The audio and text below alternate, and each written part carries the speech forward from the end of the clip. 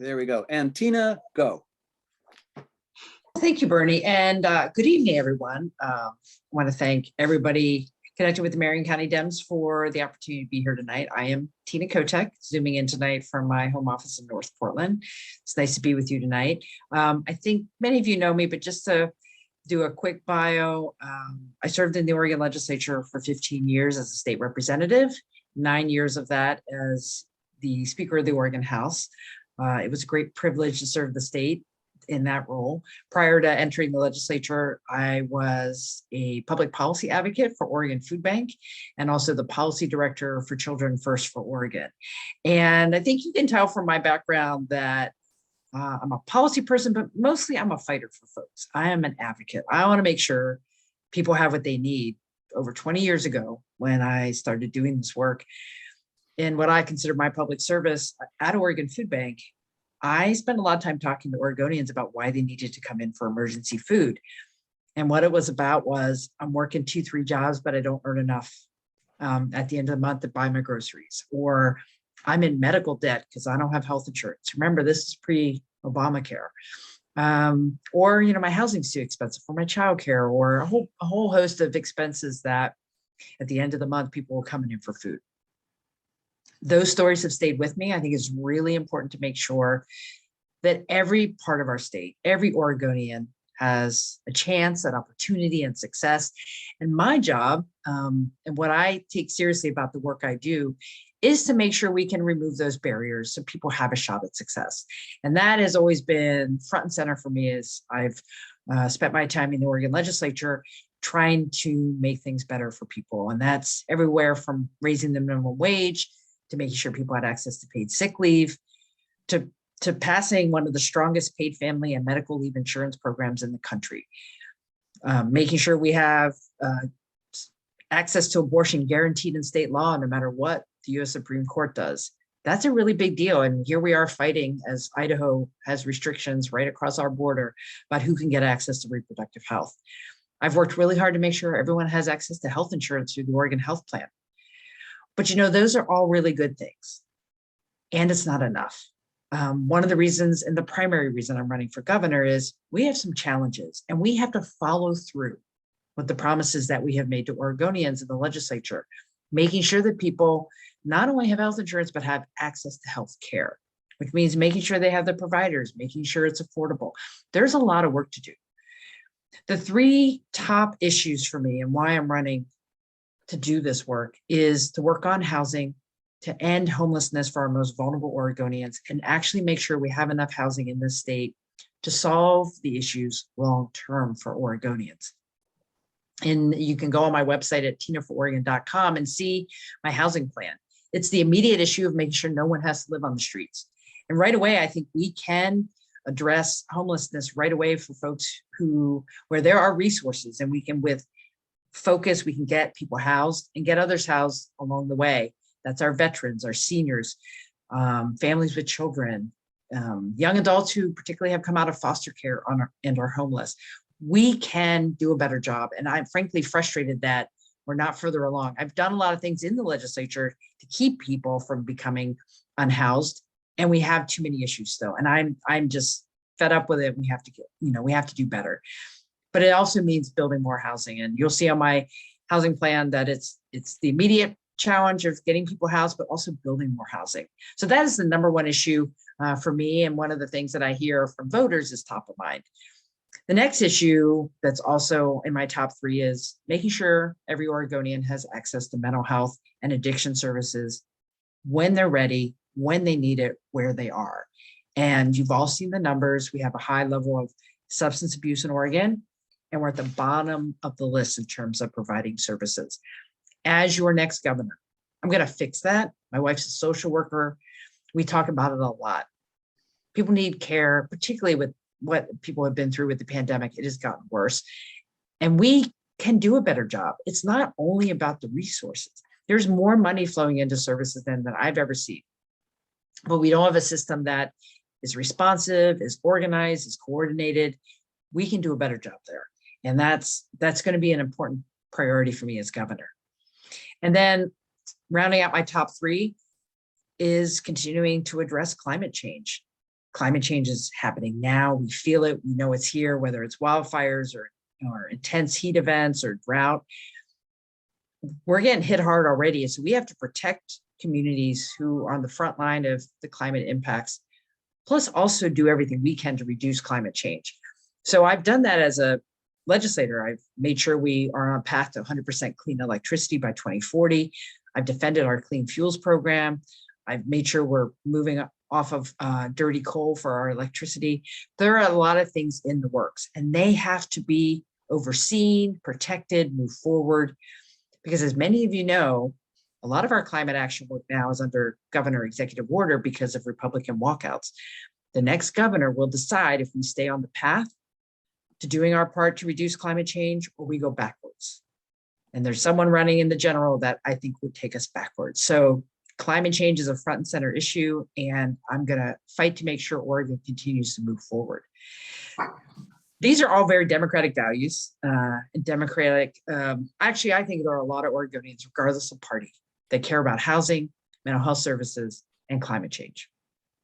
It's not enough to talk about these things. You actually have to be able to do the work.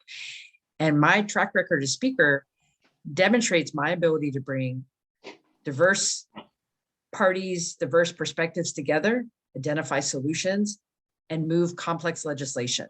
But it's not enough to move legislation. I need to be governor so I can make sure we get the job done. And I have legislative experience, but also executive experience, having run the legislative branch for almost the last decade. Those are the skills I want to bring to the job, because now more than ever, results are what we need. We need to solve problems. And I've been doing some traveling around the state, and you know what I hear? I see a lot of people in communities figuring out how to solve problems. They have a can-do attitude. They're like, look, we'll figure these things out. What they need in a governor and from state government is a strong partner who will help them do what they need to do to make their communities safe and livable. That's what I want to do as our next governor. So I'm looking at your questions here. Why do I think that I'm the strongest Democratic candidate to win the general election? I think people really want folks to solve problems. I am going to be fearless for Oregonians. I'm going to work hard. I am in this for public service, and that is the only reason. And it is going to take all Democrats working hard to make sure a Democrat wins in November. It is not going to be easy. And what you'll see from the folks, the organizations that are endorsing me right now, whether it's the choice community with Planned Parenthood and Pro-Choice Oregon and Mother PAC, or it's the environmental community, for example, Oregon League of Conservation Voters, broad support from our labor unions, because I stand up and stand with workers. A lot of support from organizations that represent communities of color, our Black, Indigenous, and people of color here in our state who know that I can get things done. I'm backed by education groups who know that I'm going to stand up for our public education system. There are so many Oregonians in those organizations who are going to work hard to get me elected. And it's going to take all of us, right? Democrats don't win because we're going to get outspent probably by Republicans and independents like Betsy Johnson, but we're going to win because we're going to stick together and move our state forward. And I would be proud to have your support to do that in November. But, you know, got to win the primary first. Ballots are going out this week. 21 days, I believe, to the May primary. So I just really appreciate the time today. I don't think we've ever had a more important election. The next decade is going to be critical for climate change. We have too many people hurting right now because they don't have access to mental health services. And frankly, it's unconscionable that we have people living on the streets. I'll just finish with this. I was in Salem, quite a few weeks ago now. Everything's been pretty busy, but I visited a motel that's being run as part of Project Turnkey. Project Turnkey is something I championed in the legislature to convert motels to transitional shelter so more people can get stable and off the streets and into permanent housing. I have the good fortune of, working with Jimmy Jones. That's the kind of work we need to do in every community. And no one should, be being killed because they're living in a tent on the side of a road. And you've seen that in Salem. I have a lot of faith that if we really, really put our energy into it, we can solve this. And that is the number one priority on day one. I want to make sure people have housing because that's the kind of state I want to live in. So with that, I'll see if you have any questions. That was terrific. Let's open it up to the floor, and if people can raise their hands, that would be most appreciated. Eileen, do you want to unmute and ask your question? Hi, can you hear me? Yes. Okay, good. This is Aileen Kay, and I do appreciate that, Tina, you did email me back about this question a few days ago. That was very nice of you. I'm going to try to ask every candidate tonight the same question. Will you pledge to not weaken Oregon's land use laws? Thank you, Aileen. And I'm glad you emailed, you caught me, I'm glad I got back to you right away. I do try, so I appreciate the emails. Yes, I believe in our land use system. I think the vast majority of Oregonians do. It's what's special about our state, right? We want to protect our farms and our forests and control sprawl, right? Sprawl, that's really important.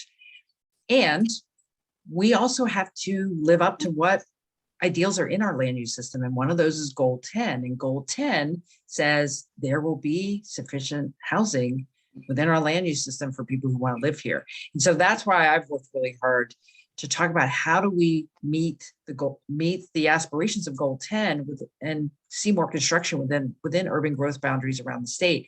That's why I championed House Bill 2001 in the 2019 session, which re-legalized middle housing. So we're not just doing single family standalone homes and big multifamily apartments. We can have more options for housing at more affordable price points to make sure our neighborhoods can be diverse so people can live in different parts of communities because there are different housing options.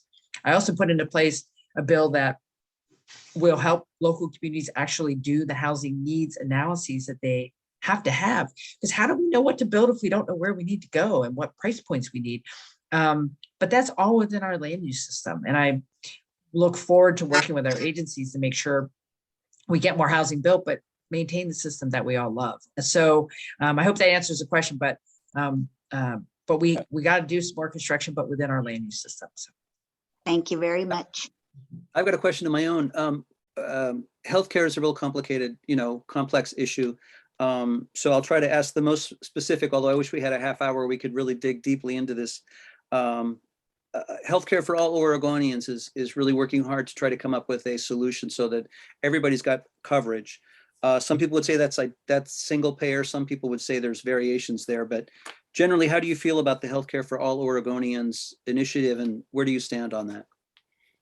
Thank you for the question. Well, I have been supportive over the years in making sure, this is, for those of you who've been at this a while, it's a process, right? We started with getting everybody insured, and now we've been continuing to have these studies and research. It's like, how do we move to that next level of what I call access plus affordability and not just insurance coverage? And, we're going to need help from the federal government, particularly around flexibility around Medicare to, I think, completely pull that off. I got to be really honest with you, but I'm going to continue to push to get to universal access, however long it takes.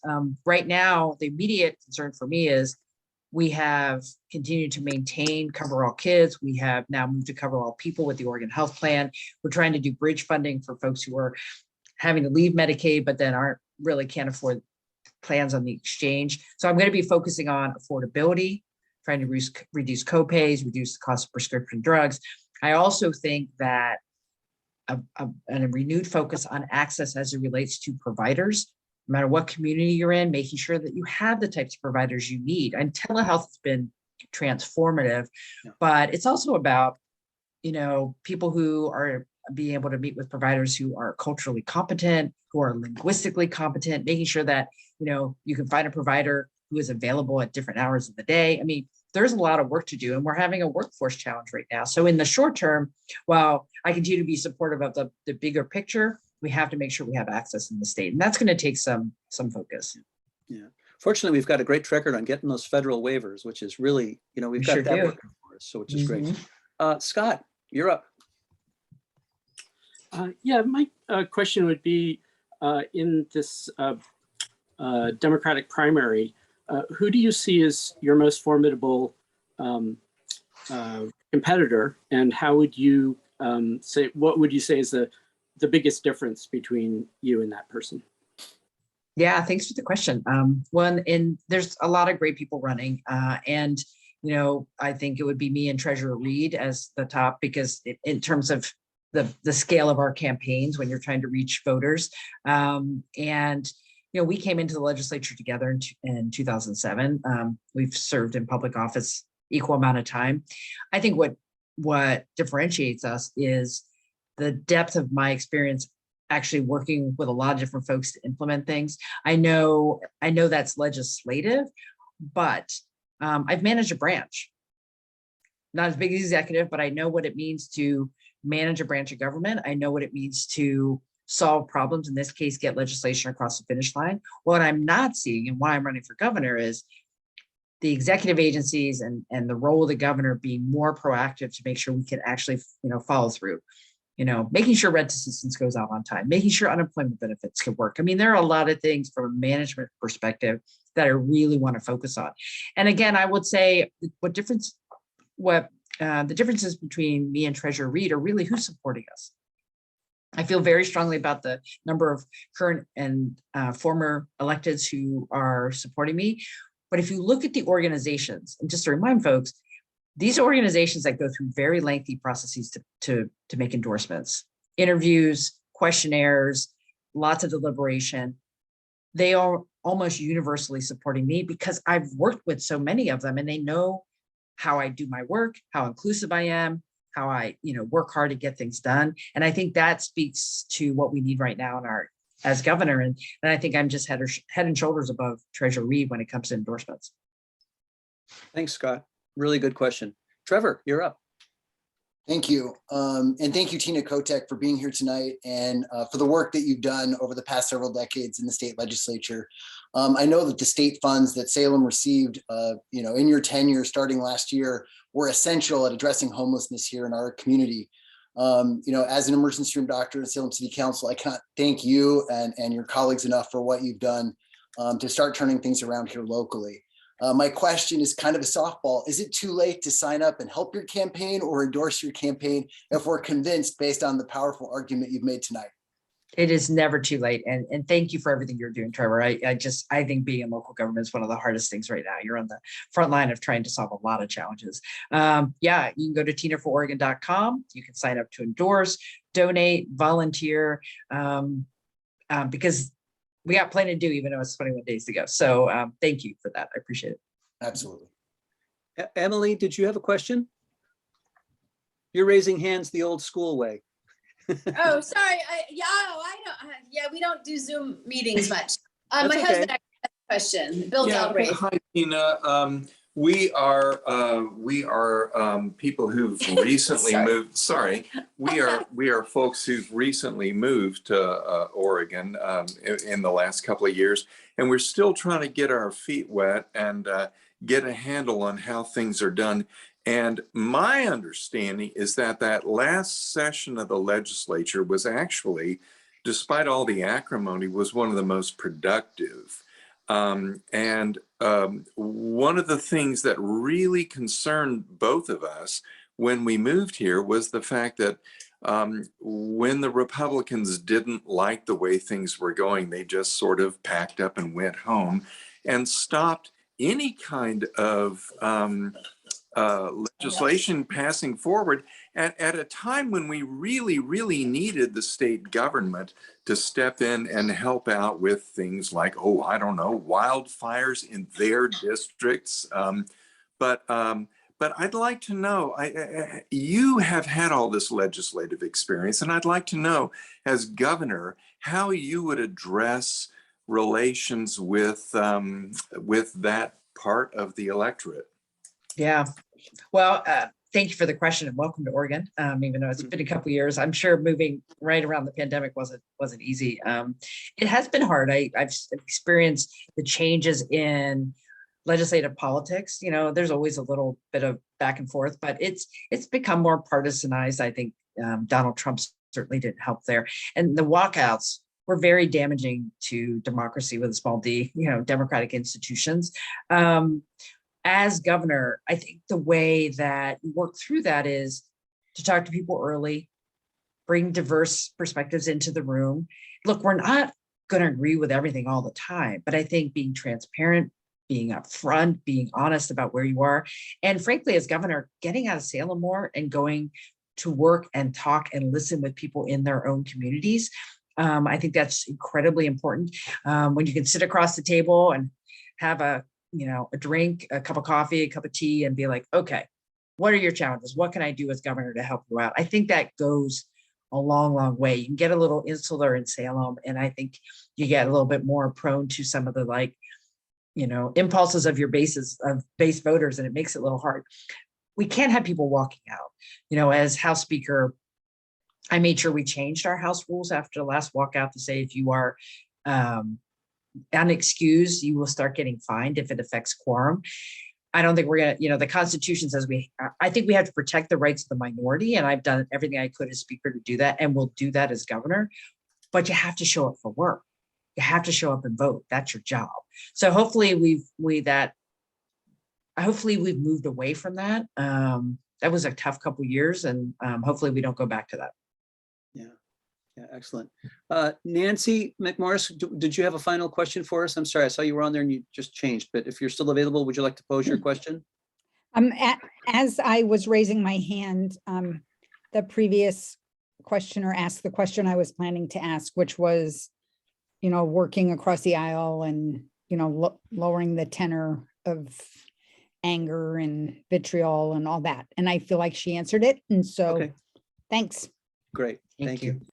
Well, Tina, thank you so much. We're out of time, but we have one last minute. We'd like to have you give us kind of your final appeal. And then if you could also, or if your campaign manager could put your information in the chat, that would be great too, before you both log off. We'd like to know that too. But give us your Absolutely. best 1 minute. Thank you. Great, thank you. Yeah, and please check out my website. I appreciate the time tonight. You'll see the priorities listed on my website, things that I have worked on and what I've done, is also where we need to go. I think we all know things have been difficult for the last couple of years. I want to be a governor that says, let's learn from what we've been through. Let's have an Oregon going forward that more people can be successful. And make sure government functions in a way that people feel heard and helped, and that we have confidence in state government that it is functioning on behalf of the people that it is meant to serve. As governor, as I've said, I think it's important to be able to have the right values. I think my values are in line with Oregonians when it comes to making sure people have housing and mental health services, and protecting the state that we love, the air, the water. We have things to do here. It's really important that we all stay engaged here. It's going to be a very difficult election. We're going to have, I think, a very big three-way race. It's going to be the most expensive governor's race in the state's history. We need campaign finance reform. We need campaign finance contribution limits. I've worked on that. I support that, and they're not here yet. So, so it's going to be a very expensive year. I mean, when somebody can write $1 million check to an independent candidate, that makes a difference. And there will be many of those checks coming probably.